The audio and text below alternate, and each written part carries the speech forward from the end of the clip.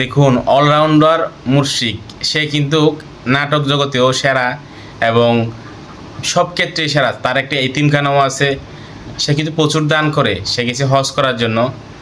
আসলে গিয়ে কতটা এনজয় করতেছে, কতটা মানে প্রশান্তি নিয়ে হজ করতেছে, দেখে অনেক ভালো লাগলো। আপনারা শুনুন উনি কি বলতেছেন। আলহামদুলিল্লাহ, জীবনে প্রথমবার আমার আসা কাবা শরীফের সামনে, প্রথমবার ঢুকে প্রথমবারে হাজরে আসওয়াদ মানে কালো পাথর যেটাতে চুমু দেওয়াটা আসলে ভাগ্যের চেয়ে ভাগ্যের ব্যাপার। আসলে এই ভাইয়ের আসলে প্রত্যেকটা নাটকই কিন্তু অনেক বেশি জনপ্রিয়।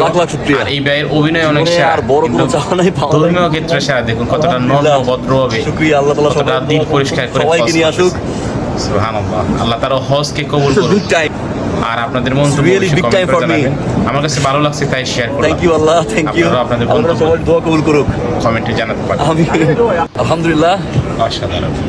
জীবনে প্রথম